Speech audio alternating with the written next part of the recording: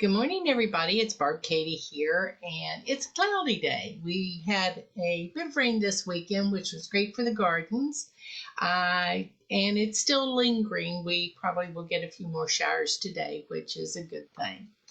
Um, this morning, because it's been raining, I've been inside, haven't gone out and walked yet, and I've been thinking about what I wanted to talk to you about today, which I usually do on a Monday morning. I usually try to keep things sort of top of mind and review the week behind me and learn whatever lessons I can and share some thoughts with you. And that's where I am here today. And as you know, I've been looking back to lessons from our childhoods because I think as we continue through life, we continue to learn. And there was a book I read quite some time ago called All I Really Needed to Know I Learned in Kindergarten. And that book, I was surprised to find out, was written by an author named Robert Fulghum, Fulghum. And I'd read some of his things before, but they were of a totally different nature, and really liked him as an author. He had written a piece, a short piece, called A Cello Plays, that I was particularly fond of. And it was about war and about how one person, no matter what he does in life or she does in life, can make a difference if they just believe in themselves. Totally different than what I'm going to talk to you about today on the surface, but really very similar to what I want to talk to you about today when you dig underneath the layers. And as I was thinking back to that, because that piece really profoundly influenced me at that particular time in my life, which was the early 2000s. So you know it's been quite a while ago.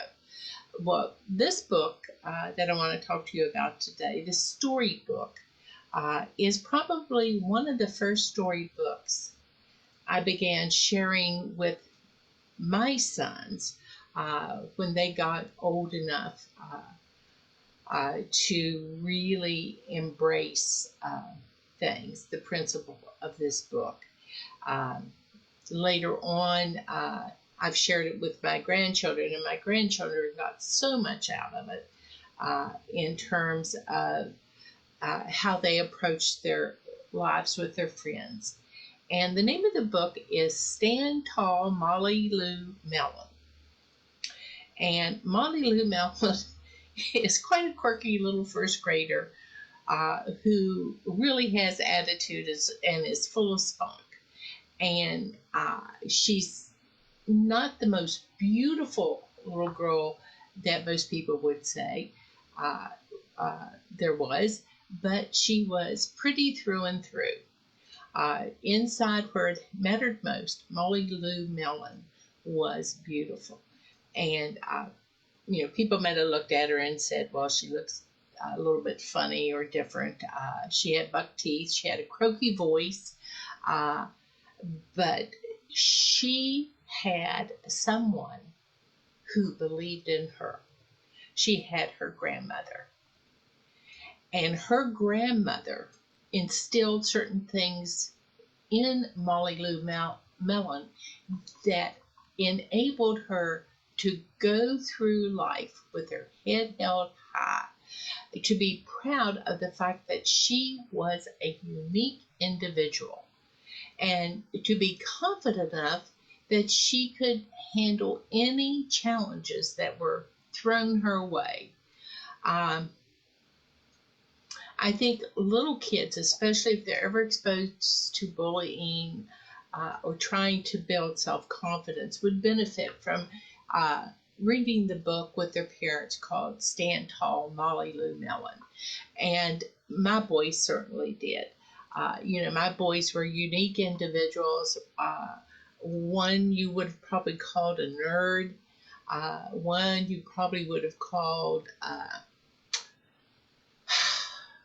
a politician. And one you would have probably called a dirtball. The only thing they had in common was self-confidence. Each of them knew that what mattered most was what was in their heart. And they were free to be their unique selves. And that, I guess, is probably one of the lessons that I feel all of us need to learn and internalize to really know it. You could say, oh, yeah, sure, right. I need to build my self-esteem.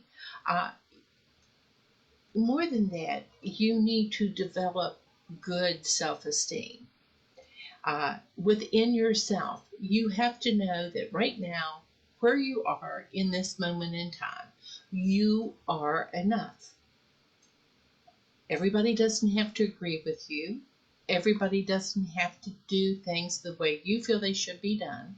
But you should be confident in what you believe, but open and receptive to other ideas and other ways of thinking, and give the other person the right to believe in things the way they feel is best for them.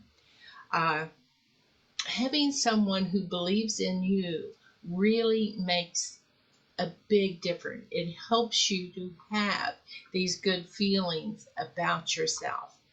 And Molly Lou, Melon's grandma, was that person. For her, she was always encouraged and told that she could just smile big, sing out loud, and believe in herself, and she would go through life just fine. And isn't that what we want for ourselves? Isn't that what we want for our loved ones, for the people we care about, for our friends? Is that they see in themselves what you see in them. I can look at some of my friends who beat themselves up all the time. Uh, they're so hard to give a compliment to, because if you give them the compliment, they begin to deny it. The other day, I was talking with actually my friend that I have known my entire life about something, and I had given her just a casual comment in passing, and she immediately took that comment and threw it on the floor. She said, "What? This old thing? I bought this back before the turn of the century." And I thought, well, I didn't ask you when you bought it. I just said, this is a really cool thing. She has trouble accepting compliments. Even though she's the most marvelous person I have ever known in my life, she does not see that in herself. And that's unfortunate, because then you become vulnerable to the unwarranted criticism sometimes of other people, and it's difficult for you to realize your full potential when you do not believe that you're worthy of achieving. It's like, the first line in the Topps Pledge. I am an intelligent person. It's just such an important statement to make. Because basically what it says is, I can figure this out. I can learn. I can grow. I can develop. I am enough right where I am now, and I can get better every single day. I can be proud of me, and it's okay. It doesn't mean I'm selfish or cocky or any of those negative connotations that expressing self-esteem sometimes brings to mind for certain people that aren't sure of their own worth in the universe. And at the time that I read this story to my boys, I don't know I had all these thoughts. I just thought it was a wonderful story to share with them about a little girl that marched to the beat of her own drummer, that had a kind heart and a loving disposition, and wanted to do her best in life, and knew that she was good enough just as she was. She could stand up to people like Ronald Durkin, who is a kid in the book, that teased her about the very things that made her uniquely herself and so very special. Uh, Nobody needs to be bullied. Nobody deserves to be made to feel less than. And to me, that is one of the great benefits of blogging to an organization like TOPS, rather than being super critical about some of the things that can be improved. We celebrate the growth, the development, the changes we are making every single day. And we celebrate that right now, in this moment, each of us is enough. Each of us is wonderful as we are within ourselves and has great potential to continue a life journey that is so rewarding and so fulfilling. Um, I will probably come back around to the other story I mentioned that this author wrote at a later time, because what he said here to small children so they could benefit and understand. And the other piece, A Cello Play, that I referenced, he did the same thing to the adults of the world. And that's such a gift, because with different images, the same message was relayed to different audiences.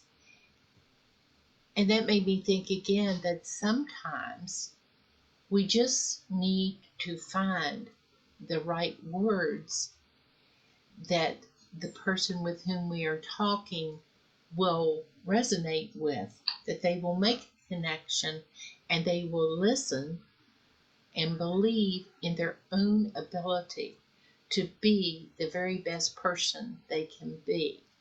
They can believe in themselves and they can be proud.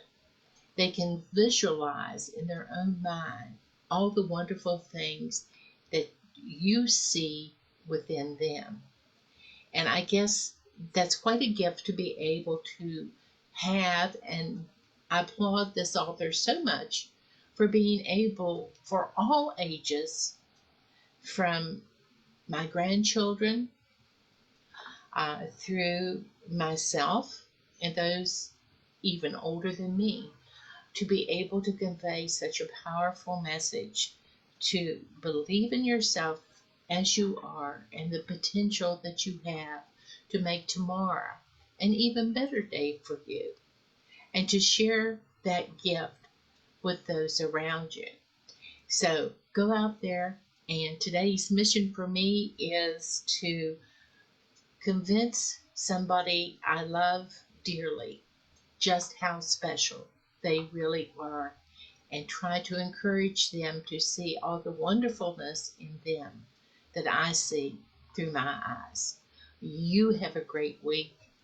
You are terrific friends, and I'm so glad to have you in my life.